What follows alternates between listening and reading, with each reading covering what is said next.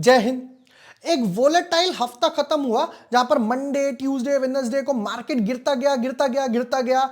हालांकि थर्सडे को थोड़ी रिकवरी दिखाई दी, बट वापस से फ्राइडे को थोड़ी वोलेटिलिटी दिखाई दी और हफ्ता क्लोज हो गया। हम लोगों ने Nifty, bank Nifty, mid cap, small cap सबके एनालिसिस करे थे। यूट्यूब पर भी वीडियोस वगैरह डालता ही रहता हूं, बट अब बारी है उनका फॉलो अप लेने की। क्या आगे क्या होगा वो बताओ। ये तो वोलेटिलिटी दिख गई, आगे क्या होगा? क्या बाय करूं, होल्ड करूं, क्या सपोर्टिव जोन है, क्या ट्रेंड लाइन वगैरह है, ये सब हम आज की वीडियो में डिस्कस करने वाले हैं। Hi everyone, my name is Jubor Washne, I am a SEBI registered research analyst. काफी लोग ना मिड कैप स्मॉल कैप में इन्वेस्ट करते हैं, मेजॉरिटी लोग। तो उनके लिए हम लोग पहले क्या करते थे, निफ्टी बैंक निफ्टी डालते थे, ब्रॉडर व्यू देख लिया। बट अब मिड कैप स्मॉल कैप के भी एनालिसिस करेंगे, डिटेल में समझेंगे कहां पे सपोर्टिव जोन है, कहां ट्रेंड लाइन है, कहां बाइंग अपॉर्चुनिटीज बन सकती हैं। ये सब आज की वीडियो में देखेंगे। Without wasting time deep dive करते हैं अपने एनालिसिस वगैरह में। But yes, before moving ahead, अगर अभी तक आपने चैनल सब्सक्राइब नहीं किया है या न्यू यूजर हो, जैसे हम लोगों ने यहाँ पे इंट्राडे बाइंग स्ट्रैटेजी देखी थी, ऑप्शन से रिलेटेड, ये देख लेना। और फिर हम लोगों ने ये मार्केट क्रैश मैंने डाला था 2-3 दिन पहले कि किस तरीके से मूव आएगा, डॉट टू डॉट वैसे ही एनालिसिस हुए। शुरू करते हैं निफ्टी के साथ क्विकली। निफ्टी में क्या हुआ? तो निफ्टी में क्या हुआ, एक अच्छा खासा फॉलोअप तो नहीं मिला इसको, जो बाइंग लाइफ टाइम हाई लगा था। लाइफ टाइम हाई कहां लगा ये समझते हैं जरा। तो निफ्टी में पहले यहां पर एक लाइफ टाइम हाई लग गया, फिर उसके बाद ध्यान से देखो, ऊपर तो गया, फॉलोअप नहीं मिला, फिर वापस गया, फिर फॉलोअप नहीं मिला, फिर वापस से नीचे आ गया। अब नीचे आके निफ्टी ने क्या बनाया वो समझते हैं। निफ्टी ने यहां पर इनसाइड बार बना दिया। निफ्टी इनसाइड बार की बात करूं तो ये वो लेवल हो गया।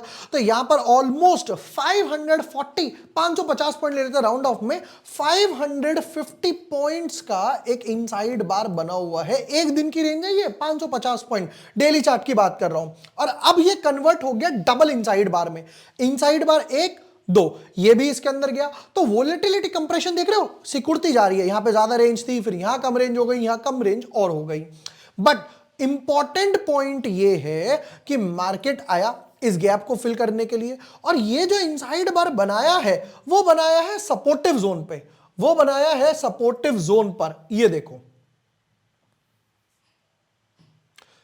अगर मैं सपोर्टिव जोन की बात करूं तो 1 2 3, मार्केट सपोर्टिव जोन के नीचे नहीं जा रहा। ये सपोर्टिव जोन का लेवल क्या है वो भी समझ लेते हैं जरा। तो यहां पे सपोर्टिव जोन आ रहा है 21,900, राउंड ऑफ में कर देते हैं 21,900 के आसपास। यहां पे मार्केट का इनसाइड बार बना हुआ है।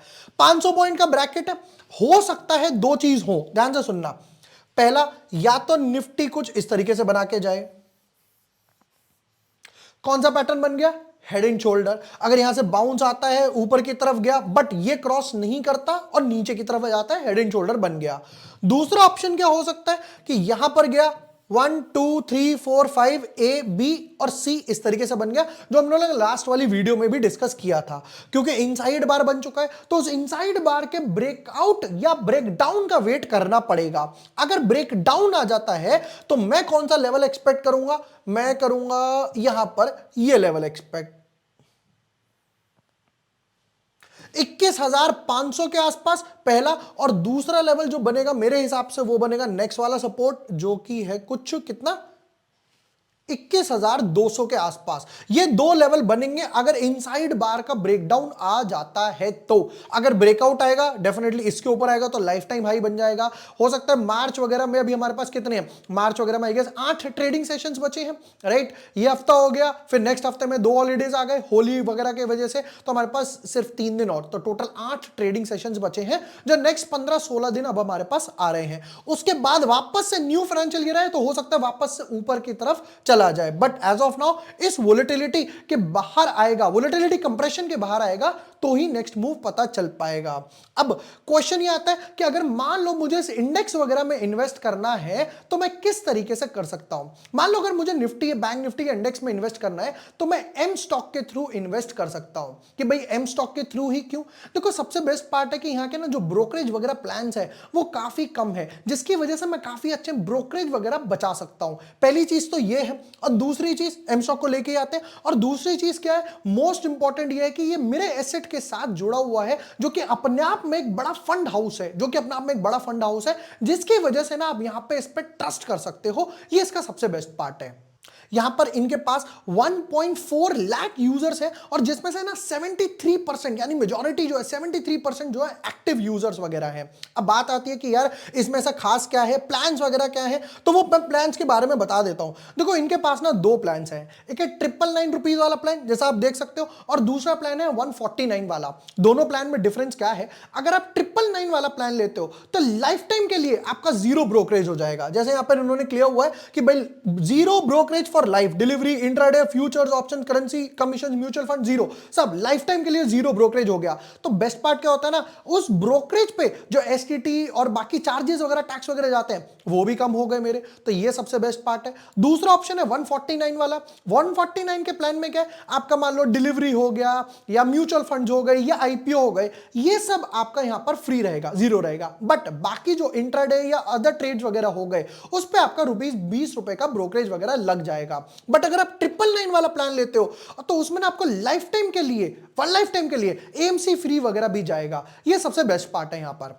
अब मोस्ट इंपॉर्टेंट आ रहा है कि यार ये सब हम लोगों ने देख ही लिया, प्लान्स वगैरह क्या है, एक्टिव यूजर्स कितने हैं, मेरे एसेट्स है, बट और फीचर्स वगैरह क्या है वो बताओ। देखो सबसे बेस्ट फीचर है वन क्लिक ऑर्डर एग्जीक्यूशन। एक क्लिक करा ऑर्डर एग्जीक्यूट हो गया या वन क्लिक ऑर्डर प्लेसमेंट हो गया। और मुझे जो सबसे बेस्ट फीचर लगता है ना वो है वॉइस सर्च। मान लो मुझे किसी स्टॉक के बारे में सर्च करना है, लेक्चर रिलायंस, तो मैं रिलायंस बोलूंगा वो सब सामने आ गया, उसके चार्ट्स आ गए, एनालिसिस वगैरह आ गए। तो वो वॉइस कमांड सर्च जो है ना वो सबसे बेस्ट पार्ट है। या मान लो मुझे अगर मार्केट में इंडिसेस वगैरह में इन्वेस्ट करना है तो मैं एक क्लिक करके इनके जो इंडिसेस बनी हुई हैं या बास्केट्स वगैरह हुए मार्केट वगैरह के, उनमें एक क्लिक से इन्वेस्ट वगैरह कर सकता हूं। ये सबसे बेस्ट फीचर वगैरह लगता है। उससे भी इंपॉर्टेंट आता है कि यार और क्या फीचर्स हैं इनके पास, तो देखो इनके पास ना मार्जिन फैसिलिटी, एमटीएफ ट्रेडिंग वगैरह की फैसिलिटीज भी अवेलेबल है। उसमें भी इनके पास 3 पॉइंट्स आते हैं। पहला आ गया कि इनके पास जो एमटीएफ है वो लोएस्ट रेट पर है, 7.99 के लोएस्ट रेट के साथ है। उस सबसे इंपॉर्टेंट दो कि यार अगर मान लेते हैं मुझे कितना होल्डिंग पीरियड है, 1 दिन 2 दिन 10 दिन 20 दिन कितना ही होल्ड करो, कोई होल्डिंग पीरियड के ऊपर ना इनकी कोई लिमिट नहीं है। आपका मन है, आपका प्रोडक्ट है, जितना चाहो होल्ड कर सकते हो। और नंबर 3, उस एमटीएफ पर भी जीरो ब्रोकरेज है, उस एमटीएफ पर भी जीरो ब्रोकरेज वगैरह जाएगी।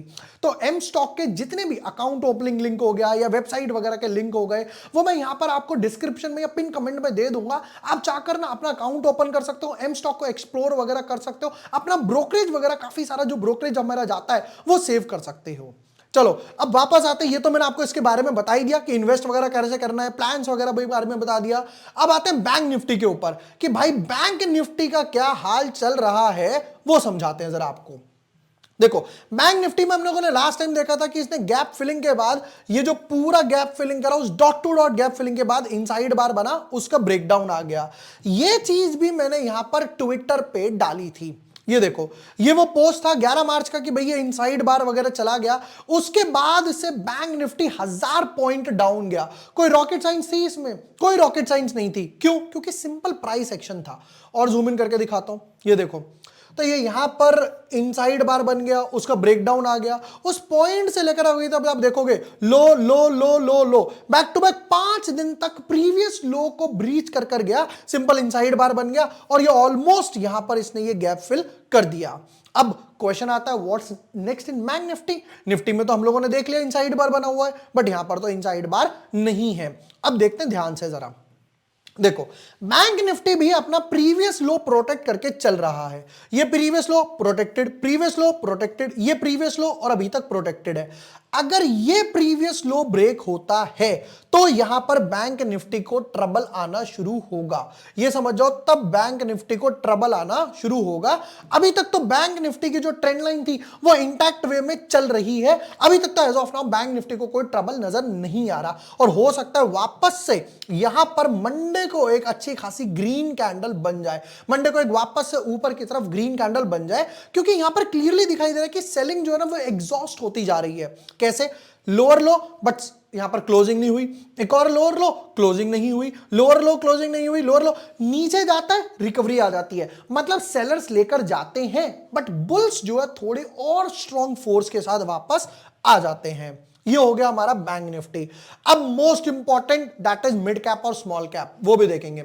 मिड कैप पर आते हैं तो मिड कैप में हम लोगों ने जो लास्ट टाइम डिस्कस करा था वो ये था कि भाई यहां पर क्या हुआ, ये जो लेवल्स थे ये इस लेवल को क्रॉस नहीं कर पा रहा था एक रैली के बाद, और हम लोगों ने लास्ट टाइम इसमें ट्रेंड लाइंस वगैरह भी देखी थी। ये देखो, ये ट्रेंड लाइन मेरी अभी तक बनी हुई है, ये वो चार्ट था। क्यों? क्योंकि यहां पर एक अच्छा खासा सपोर्ट है, ये वो रेजिस्टेंस थी जिसको तोड़ने के लिए दम लगा, तो ये वापस से सपोर्ट बन गया 43,000 लेवल के आसपास। 43,000 ओवरऑल स्ट्रक्चर बोलूं तो अभी भी बुलिश है, चाहे तो एक ट्रेंड लाइन यहां से भी डाल देते हैं। ये देखो, एक ट्रेंड लाइन डाल दी तो दोनों जंक्शन यहां पर आकर ही मिलते हैं, दैट इज नियर बाय 43,000। तो लग रहा है कि अगर यहां पर भी आता है 46 से 43,000, मतलब 7-8% की और सेलिंग भी आती है इंडेक्स में, तो ये अच्छी खासी अपॉर्चुनिटी होगी। अच्छे स्टॉक्स जो मिड कैप इंडेक्स के स्टॉक हैं वो ही उठा सकते हो। मिड कैप इंडेक्स में म्यूचुअल फंड के थ्रू, ईटीएफ के थ्रू भी इन्वेस्ट कर सकते हो अगर आप मिड टू लॉन्ग टर्म देख रहे हो। शॉर्ट टर्म देख रहे हो तो मत करना, क्योंकि ETF index fund short term वालों के लिए नहीं है, वो इन्वेस्टमेंट पर्पस से देखा जाता है। नेक्स्ट, अब देखते हैं आगे। देखो यहां पर भी क्या हुआ, यही वो सपोर्टिव जोन था जहां से मिड कैप इंडेक्स 2 बार बाउंस हुआ था। ये देखिए जरा, 1 बार, 2 बार, 3 बार, 4 बार और वापस से 5। इस लाइन के नीचे क्लोजिंग नहीं दे पा रहा है। ये मोस्ट इंपॉर्टेंट स्ट्रक्चर है, ये मोस्ट इंपॉर्टेंट स्ट्रक्चर है नोट करने के लिए मिड कैप के लिए। अब आते हैं स्मॉल कैप की तरफ। ये ज्यादा इंटरेस्टिंग है क्योंकि ये ज्यादा वोलेटाइल रहा और यहां पे सबसे बेस्ट पार्ट था, यहां पे क्लोजिंग आ रही थी। क्लोजिंग का मतलब कहने का मेरा क्या है वो समझिएगा। ये प्रीवियस लो के नीचे यहां पर क्लोजिंग आ गई, फिर ये प्रीवियस लो के नीचे क्लोजिंग आ गई, ये प्रीवियस लो के नीचे क्लोजिंग आ गई, ये प्रीवियस लो के नीचे क्लोजिंग आ गई। तो ये बैक टू बैक अपने प्रीवियस लो को क्लोजिंग के नीचे जाता जा रहा था। यहां पर क्या लेवल बनेंगे अब देखना, ये ज्यादा इंटरेस्टिंग है। मिड कैप में भी एक ट्रेंड लाइन डाली, यहां पर एक काम करते हैं स्मॉल कैप में भी ना एक ट्रेंड लाइन डाल ही देता हूं। ये देखो, बिल्कुल बॉटमस्ट पार्ट से उठाया और ट्रेंड लाइन कहां जाकर मिली, 1 2 trend line dot two dot वहीं से बाउंस लेकर जा रही है, वहीं से बाउंस लेकर जा रही है। ओवरऑल स्ट्रक्चर तो समझ आता है, बुलिश है। इसके नीचे जाता है तो बियरिश होगा।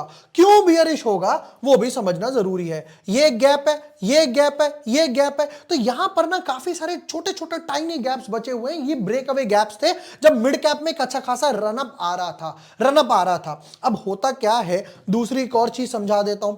सेबी की न्यूज हम लोगों ने लास्ट वाली वीडियो में, इस वाली वीडियो में हम लोगों ने सब कुछ कवर कर लिया था। आपको मेरी शक्ल दिखाई दे रही है, देखना मेरी शक्ल कैसी हो गई है जब से ये मिड कैप स्मॉल कैप में अच्छा खासा फॉल आया है। जोक चपाट, हम लोगों ने यहां पे सेबी की न्यूज कवर कर ली। अब एक और न्यूज आई जब सेबी ने ये बोला कि एफपीआई को फर्दर डिस्क्लोजर करने की चिंता नहीं है, उनको और फर्दर डिस्क्लोजर नहीं करना है। ये डेफिनेटली एक पॉजिटिव न्यूज समझ आ रही है। और दूसरा रीजन क्या है, अब जैसे जैसे इलेक्शंस की डेट्स वगैरह अनाउंस होंगी तो ये मार्केट को ना बूस्ट देगा और वहीं से फैक्टर इन होना शुरू हो सकता है। इसका एक बार काम करते हैं, वीकली चार्ट का स्ट्रक्चर भी देख लेते हैं। ये देखो वीकली चार्ट का स्ट्रक्चर, जहां पर पूरे ओवरऑल इंडेक्स में ऑलमोस्ट 800 पॉइंट की रिकवरी दिखाई दे रही है ट्रेंड लाइन के पास से नीचे जाता है। और अगर एक हॉरिजॉन्टल सपोर्ट ट्रेंड लाइन बनाता भी हूं, ये हॉरिजॉन्टल सपोर्टिव ट्रेंड लाइन बनेगी मेरे हिसाब से, दैट इज समवट अराउंड 13,000 के आसपास। 13,000 के आसपास इंडेक्स जाता है तो मैं डेफिनेटली इंडेक्स में डालूंगा। मिड कैप अपॉर्चुनिटीज हो गए या स्मॉल कैप अपॉर्चुनिटीज, फंड वगैरह हो गए, ईटीएफ हो गया, तो यहां पे डालने में मजा आएगा। क्यों? जो चीज कहीं पर 16,500 पे ट्रेड कर रही थी, मुझे 13,000 पे मिल रही है, तो आज नहीं तो कल, कल नहीं तो वर्षों वापस से ऊपर की तरफ जा सकती है। हम लोगों ने निफ्टी, बैंक निफ्टी के साथ मिड कैप स्मॉल कैप का फॉलोअप लिया। निफ्टी में इनसाइड बार बना हुआ है, बाकी जगह एक काम करता हूं, एक बार अगर बैंक निफ्टी का वीकली चार्ट इनसाइड बार नहीं है और मिड कैप का वीकली चार्ट इनसाइड बार यहां पर भी नहीं है, बट यहां पर भी ध्यान से देखो ट्रेंड लाइन से बाउंस आ रहा है। यहां पर भी ऑलमोस्ट 293, 600 और 600, 650 पॉइंट के आसपास का यहां पर भी इजीली रिकवरी मुझे दिखाई दे रही है। ये सब हम लोगों ने डिस्कस कर लिया। जैसे जैसे निफ्टी मूव करेगी, स्टॉक्स वगैरह हो गए, एनालिसिस वगैरह हो गए, वो सब भी मैं डालता रहूंगा। बाकी एम स्टॉक वगैरह के जितने लिंक्स, अकाउंट ओपनिंग लिंक हो गया या अगर वेबसाइट वगैरह विजिट करनी है, वो भी मैं आपको यहां पर पिन कमेंट या डिस्क्रिप्शन में दे दूंगा। आप जाके अकाउंट ओपन कर सकते हो, काफी सारा अपना ब्रोकरेज वगैरह बचा सकते हो। वीडियो पसंद आया हो, share with your friends, like and subscribe. Thank you for watching the video. Lots of love. Investments in securities markets are subject to market risks. Read all the related documents carefully before investing.